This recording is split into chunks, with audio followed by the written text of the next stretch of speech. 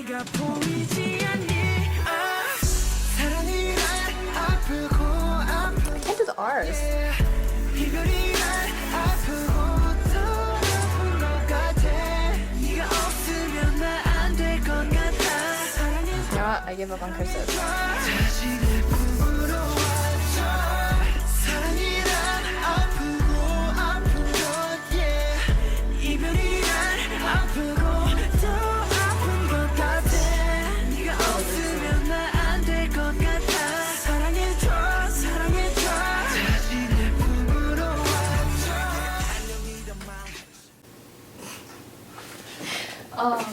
So today we're going to be learning about formal charges, which is chapter 1.4. If you didn't see, formal charge is the charge that is assigned to an atom in a molecule. So the general equation for formal charge is, so this formula tells you that formal charge is equal to the number of valence electrons that are supposed to be on the molecule or on the atom. So formal charge is equal to the number of valence electrons that are supposed to be on the atom minus, and then parentheses, the number of non-bonding electrons that are around it plus the number of bonds that are around it. So let's do an example. So we're going to use NO3 minus as an example, and for the sake of time I just wrote everything out first, so I'll explain it to you guys. So first we're going to look at nitrogen, and so nitrogen has, if you look at the periodic table, it's in the fifth column, so it has 5 valence electrons. So it goes 5 minus, and then non-bonding electrons, it doesn't have any, so, and then 0 plus 4, which is the number of bonds, 1, 2, 3, 4. So 5 minus 4 would be equal to 1, so it has a positive 1 formal charge. For the first oxygen, which is right here, it would be 6 valence electrons minus non-bonding electrons, which is 1, 2, 3, 4, 5, 6, and then plus 1 bond, which would come out to be negative 1. And then for the second oxygen, which is right here, which is actually different from the first oxygen, you have 6 valence electrons again, minus non-bonding electrons, which is 4, plus 2 bonds, which comes to a total of 0. And then for the third oxygen, it's the same as the first oxygen, so it's also negative 1. And then at the very end, you have to add these charges together to get the total negative charge right here. So that would be positive 1 minus negative minus 2. So there's actually a different method that I like to use to find formal charge, because this one's really long-winded and takes up a lot of time, and it would be, can you come here, write it? Big what?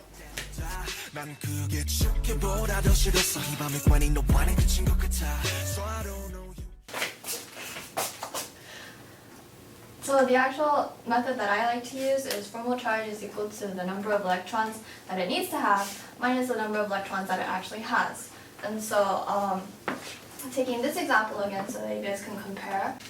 So for when you're using the shorter method, nitrogen would be the number of electrons that it needs to have, which is 5, because it has 5 valence electrons, minus the number that it does have, which is just 1, 2, 3, 4, and so it equals 1.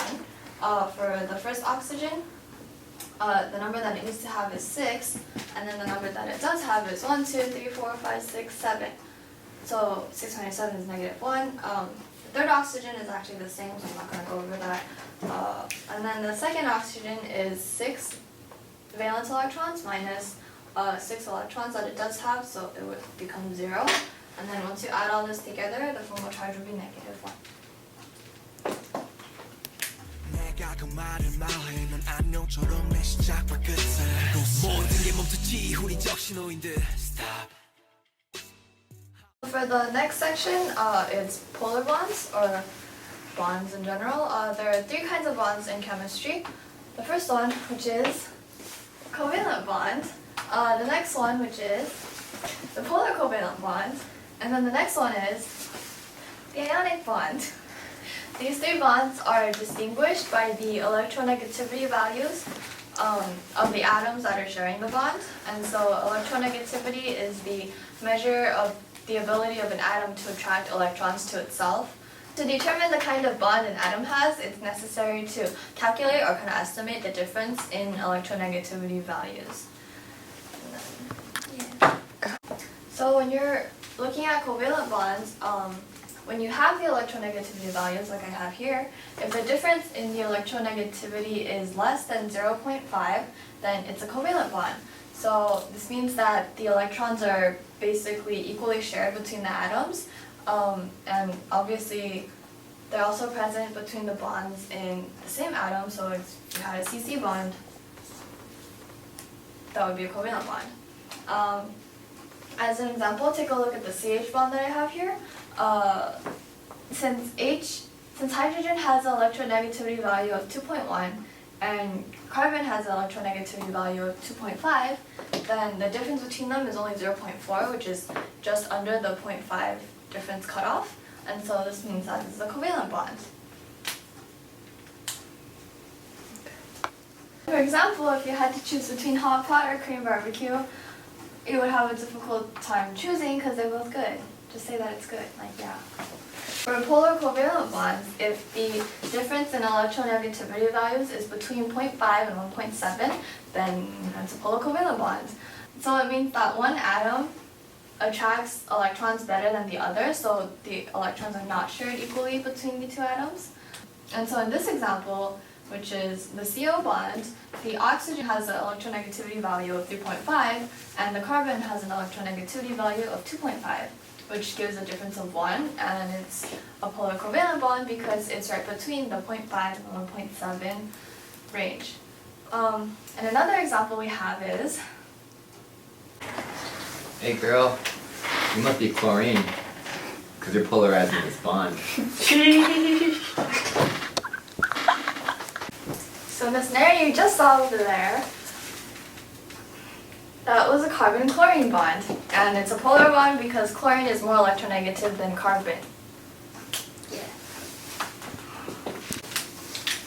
So when you're trying to indicate that there is a polar covalent bond, there's a thing called induction that you use. Induction forms a partial negative charge on the end that is more electronegative. In this case, it's the oxygen, since there is more electron presence on this end. And there's a partial positive charge since the electrons are being drawn away from the carbon.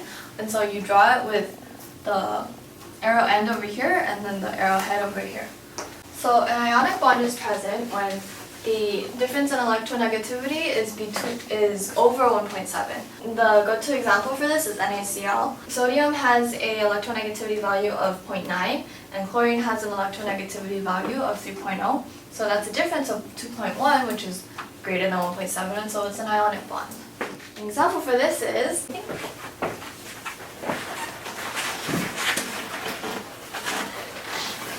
so as you can see from the tug-of-war example that just happened, there was a lot more force on this side than there was on this side, so the tug-of-war went to that side completely. Yay! Cool! So this is how you calculate a formal charge and identify bonds. Once again, I'm Jasmine and this is Chloe. Thank you, bye. Let's see. That works. Then that's also a -1, so this one has a negative and this one has a negative. And then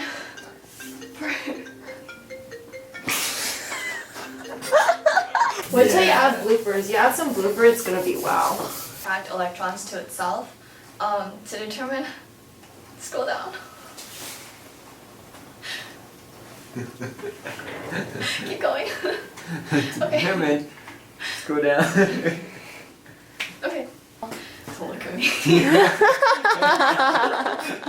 One electron has attracts the electrons, which means that What? one atom, That's not gonna be in our video, what? yeah, greater than 1.7, and so it's an ionic bond. An example for this. An example for this is, Let's redo this. so as you can see in this tug-of-war example, there was, so as you can Redo! So this is how you do formal charge and polar covalent bonds. Once again, I'm Jasmine, and this one Yeah. is Chloe. Let's do it one more time. Yeah, I'm happy.